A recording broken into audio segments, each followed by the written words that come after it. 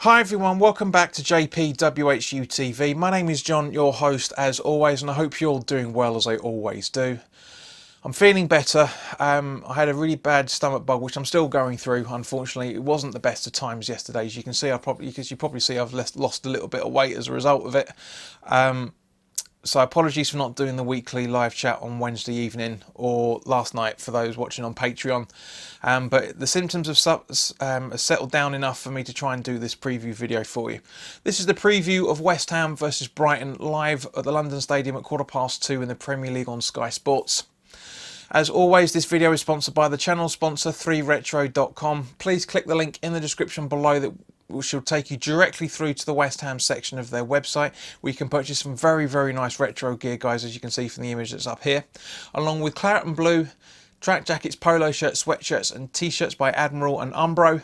There's also England retro shirts in there as well. There's a really nice range of England casual gear in there as well, along with other Premier League teams. There might be a Brighton stuff in there as well. Go check them out, guys. Any purchases made through the link in the description below, the commission that the channel would normally be getting, I'll be sending directly on to Iron Supporting Food Banks.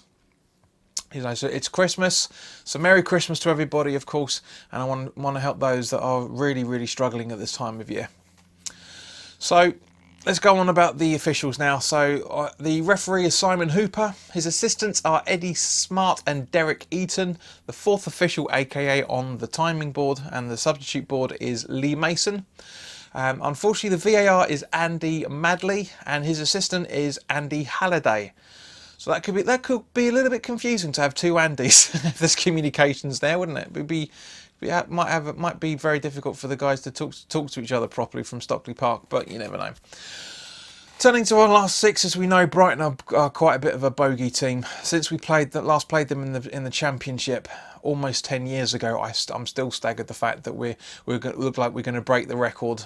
Touch wood, cross fingers, that we haven't survived a full decade in the Premier League. So it looks like we're getting on that way at the minute, but since we last played Brighton in the Championship, our last six with them, we've won nothing, drawn 3 and lost 3. So they are a big, big bogey team for us. They're always a difficult struggle for us to play against.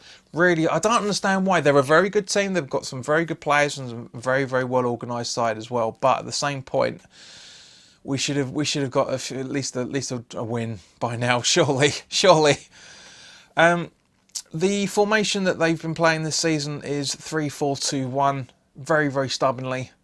So it's very interesting that, you know, so basically we need to really exploit it again, because we're looking at a defence of a back three. We need to have 3 up front, which we'll go on to when I talk about the starting 11. Last time out, Brighton drew 1-1 against Sheffield United on Sunday. They're not in a scoring form at the moment, but the former England players of Danny Welbeck and Adam Lallana are certainly helping to try and get them into scoring positions. They just can't do it. They just can't score on a regular basis. They had plenty of chances against 10-men Sheffield United. They absolutely had plenty of chances. So again, it's going to be very difficult. You know, we conceded from a set piece. And you know and Brighton are going to try and do that. So we'll have to really try and sort stuff out. We genuinely have to try and sort stuff out when it comes to Brighton. I hope this is going to be the game where we finally get a win over them. I mean, because to have played them 6 times and had no wins out of a relatively newly promoted Championship side, it's a worry. It is a worry, quite frankly. They have, according to PremierInjuries.com, there are long-term injuries to Andone with his knee injury, and is Criado, I think you pronounce it, who's currently being assessed with his thigh injury, but he's been ruled out for that. There's a 25% chance, as it stands at the time of this recording, for Lamptey to return for this fixture, but it doesn't look like it's going to happen. It looks like he's still struggling with his hamstring injury. As I said, Brighton are going to give us a very, very difficult game, but I really hope, given the form that we've been in, such as it's been, I really genuinely hope we can break the duck here and get a win.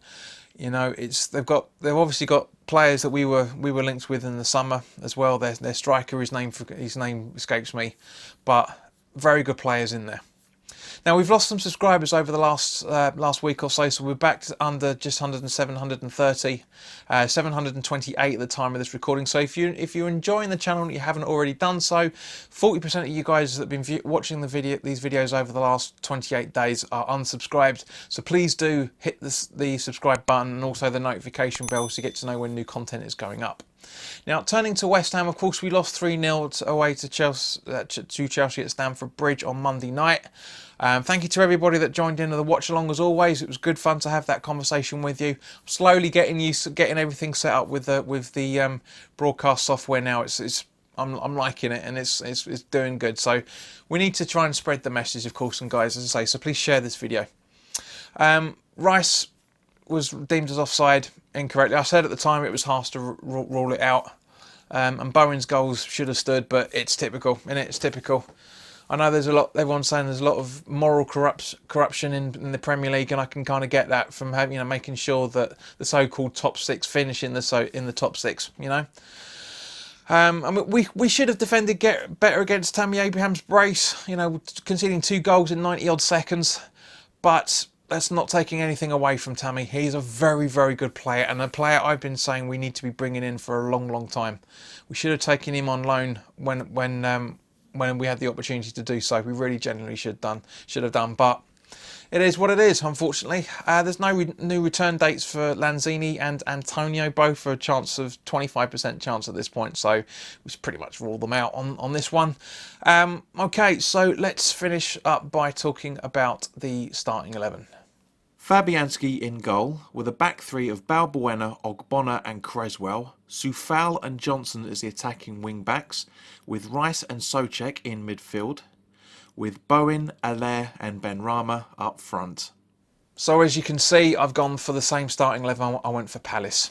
I think it's going to be a very, very good. As I say, having a 3-2-2-3 formation, if you want to call it, or 3-4-3 formation, whichever way you want to look at it, I think it's the best way for us to line up against a 3-2-4-1 formation. I mean, unless the manager, Brighton, changes his formation, I'll be very surprised. But I reckon that's go toe to toe with them, exploit the spaces. That's exactly what we should be doing. I do think it was harsh on Benrahma not to start against Chelsea, and so I really do hope that he's going to start against this team. Maybe all right, because he started against the game before. He was rested for Chelsea. So, but yeah, this is the more important. This is more of the bread and butter games that we should be winning. I know, of course, we always want to try and get a result over Chelsea and Spurs and Arsenal and all that. You know what I mean? But yeah, this is the must-do game. Bearing in mind, obviously, they're still floating around the bottom 6, Brighton. So we really need to try and take full advantage of their weaknesses. Of course, guys, put your comments in the comment section below. Let me know your thoughts on the starting 11 that you want to put out, or would like to see, I should say. And by all means, please do share this content with anybody that you feel may want to watch it that isn't aware of the channel. Please like this video if you feel I deserve it, and of course, let me know what the new backdrop. I've tried, as you guys know, for the long-term viewers, I've had a lot of backdrops over the last 2 to 3 years. Nothing is working properly, so do you know what? I'm sticking with this white background. That's it. It's done now. I'm done. I'm done with it. It's a complete ball ache. It really, really is. But anyway, guys, have a fantastic Christmas.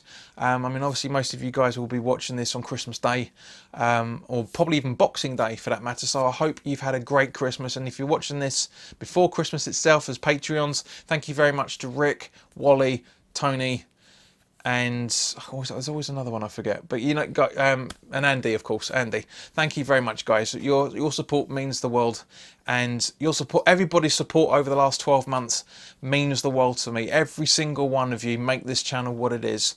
The guys that join in for the weekly live chats, the guys that join in for the watch-alongs, and of course from 10 past 2 we will be having the live watch-along for this game as well. So, stomach permitting, of course. I'll try and do it as best as I can. Hopefully, we've got a few days between now and the game, so hopefully my stomach's going to settle down.